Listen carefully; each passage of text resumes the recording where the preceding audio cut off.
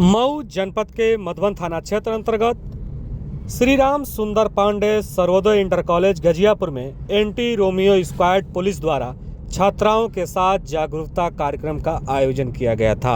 यह कार्यक्रम पुलिस अधीक्षक व अपर पुलिस अधीक्षक के दिशा निर्देशन में प्रभारी निरीक्षक के नेतृत्व में सकुशल पूर्वक संपन्न हुआ। वहीं इस कार्यक्रम में स्क्वाड टीम ने छात्राओं को महिला सुरक्षा एवं आपातकालीन सेवाओं से जुड़े रहने के लिए हेल्पलाइन नंबरों की बारे में जानकारी दिया। वहीं ये तस्वीरें जो देख रहे हैं ये मऊ जनपद के मधुबन तहसील क्षेत्र के श्री राम सुंदर पांडे सर्वोदय इंटर कॉलेज से है, जहां पे एंटी रोमियो स्क्वाड पुलिस ने छात्राओं को जागरूकता अभियान के तहत समझाने की कोशिश किया। वहीं इस कार्यक्रम में मुख्य रूप से प्रधानाचार्य संजय कुमार श्रीवास्तव, हरिंदर साहनी, मानवी सिंह, पूनम यादव आदि मौजूद रहे। चाहे वो मानसिक हो, शारीरिक हो, रास्ते में हो कि हो, घर से आते समय कोई बात हो, इस तरह कोई बात हो तो आप बेहिचक आप लोगों से संपर्क कर सकती हैं। इस संबंध में यह बहुत कुछ आपको बताएंगे। आप लोग शोर नहीं करेंगे, बात अपनी सुनिएगा। हम साहनी जी से निवेदन करेंगे कि आप अपना कार्यक्रम शुरू करें। बहुत बहुत धन्यवाद सर।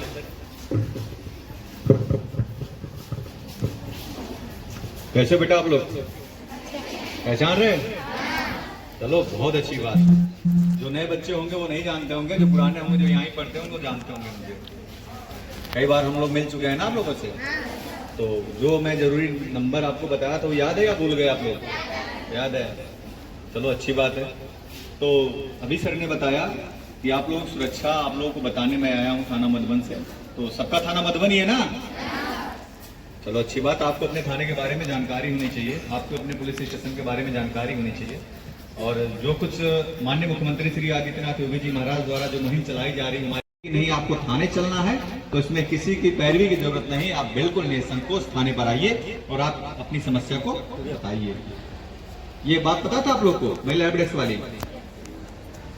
तो ये आज आप लोग जान लीजिए, कभी भी अगर दिक्कत परेशानी हो रही है, आपको घर में कोई नहीं है तो आप निसंकोच कभी भी आ सकते हैं, हमेशा खुला रहता है। आप लोग कभी थाना आइए, देखिए थाने पे ताला वाला नहीं बंद होता है, बिल्कुल ऐसे यहाँ की तरह खुला रहता है। गेट लगा है लेकिन थाना पे गेट पे ताला कभी बंद नहीं होता, वो 24 घंटा खुला रहता है। पुलिस 24 घंटा काम करती। बेटा आप लोग जब रात में कभी आप निकलिए, आपके पेरेंट्स निकलते होंगे तो आपको गजियापुर में गश्त जरूर मिलेगी। आपसे जरूर पूछा जाएगा क्यों निकले हो आप, जरूर टोका जाएगा। तो पुलिस 24 घंटे काम करती है आपकी सुरक्षा के लिए। और कभी भी दिक्कत परेशानी होती है तो आप लोग इस चीज को शेयर जरूर करें। आज फिर मैं आया हूं, आप लोगों की समस्याओं को सुनने आया हूं। अगर किसी को कोई दिक्कत परेशानी हो रही है, अकेले में भी आके हमारी टीम की प्रभारी प्रियंका मैम, आप उनको आके अपनी बात को बताइए।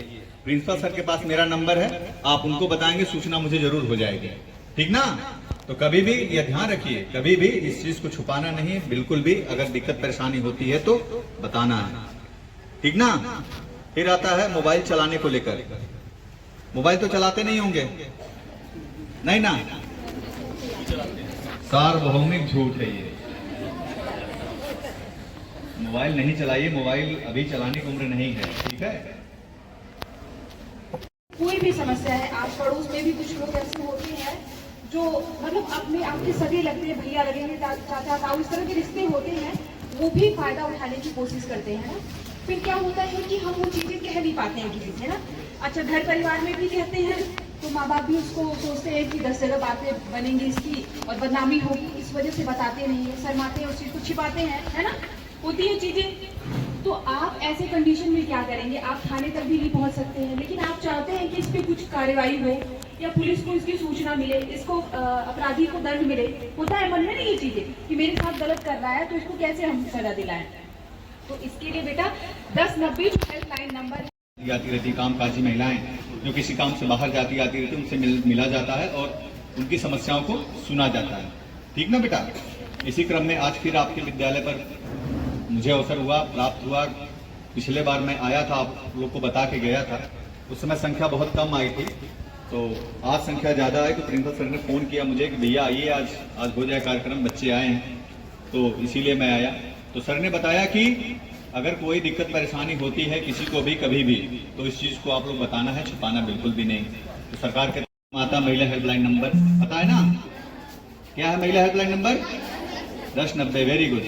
जब सामने से आवाज आती 1090 तो मुझे लगता है कि मेरी मेहनत सफल हुई। आप लोग बताए कि नहीं 1090, ये जानकारी सबको होनी चाहिए।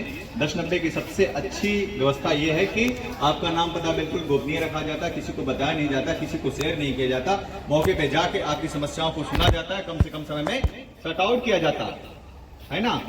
तो कभी भी तब लगेगा कि साला मोबाइल नहीं रहती तो सही रहता, जैसे हम लोगों को रहता है।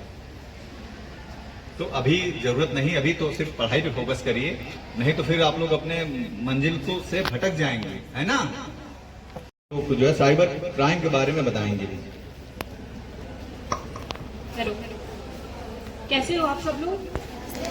और क्लोज हो जाता, किसी को कोई समस्या तो नहीं है ना? और क्लोज हो जाता आज इधर। और मेरी समस्या ये है और कोई नहीं है तो हम कैसे जाएं? बिल्कुल भी संकोच करने की जरूरत नहीं है। आप रात को 12 बजे आएंगे, आपको महिला पुलिस अधिकारी जरूर मिलेंगे महिला हेल्प डेस्क में। तो है कि नाम पता बिल्कुल गोपनीय रखा जाता है। आप एक बार बताइए और फिर आप अपने घर चले जाइए, कोई दिक्कत नहीं। सामने वालों को पता नहीं चला किसने कंप्लेन किया है ना, फिर तो अच्छी बात है। जिस किसी की भी समस्या होगी मैं सुनूंगी सबकी समस्या, ठीक है? हो गई, आराम से शांत होकर खड़े रहिए, तभी मेरी आवाज आप लोग तक आएगी ना।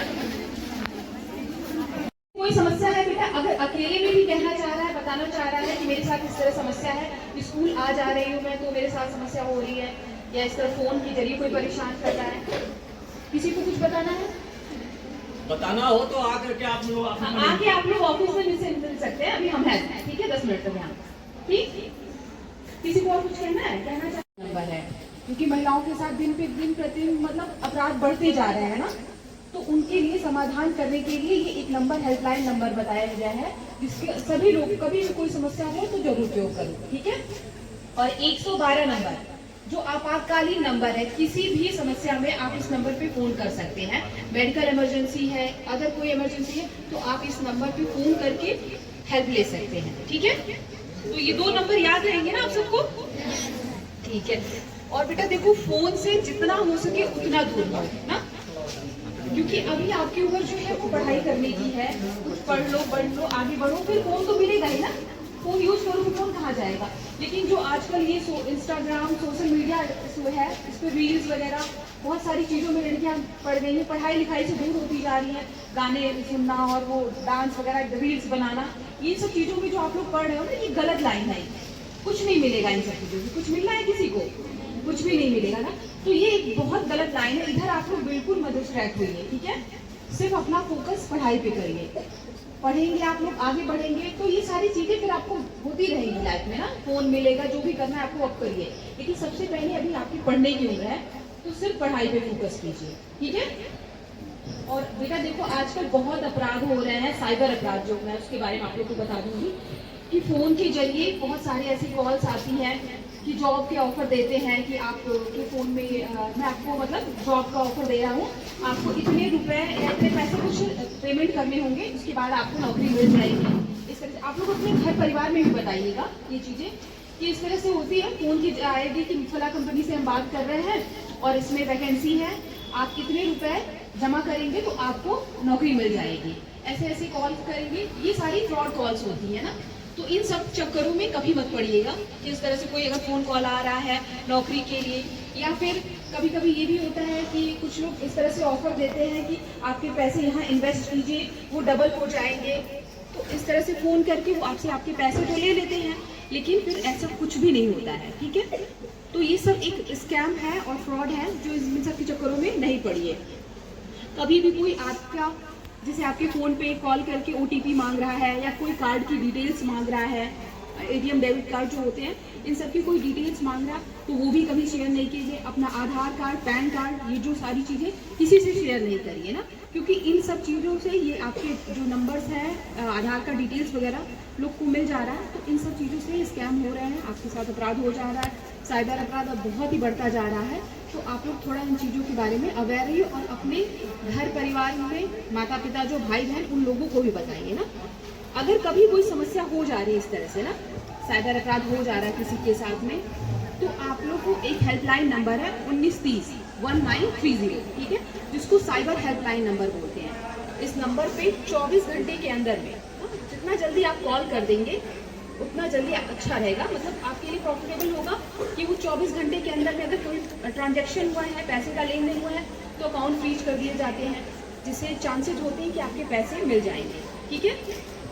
तो अगर इस तरह से कोई साइबर अपराध हो रहा है तो जरूर बताएं, ठीक है, और 1930 पे सूचना दें। हेल्पलाइन नंबर याद रहेगा ना? क्या है? 1930, ठीक है। साइबर अपराध सिर्फ पैसा ही नहीं बेटा, पैसे का ही नहीं होता है।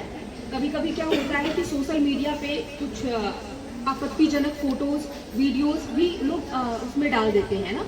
इस तरह से भी बहुत सारी लड़कियां ऐसे आई हैं थाने में जो अपनी समस्याओं को बताया उन्होंने कि मेरे साथ ऐसा हुआ है मैडम कि एक लड़का था जिससे मैं बात करती थी और उसने इस तरह के फोटोज वीडियोस मेरे बना के उसने सोशल मीडिया पे डाल दिया है ना। तो इस तरह से भी कभी किसी के साथ हो जाता है। देखो बच्चों, ये उम्र आप लोग की ऐसी है कि थोड़ी बहुत बहक जाते हैं, इधर उधर हो जाते हैं। अगर कभी किसी के साथ इस तरह से समस्याएं हो रही है तो जरूर बताएं, ठीक है। तुरंत उसको पुलिस को सूचना दें, क्योंकि अगर बहुत ज़्यादा बढ़ जाएंगी चीज़ें तो मतलब प्रॉब्लम होगी। इसलिए ज़रूर बताएं इस चीज़ को कि अगर किसी के साथ कुछ हो रहा है। और मैं हमेशा ये कहना चाहूँगी कि फ़ोन से दूर रहें और किसी के बहकावे में बिल्कुल नहीं आए ना।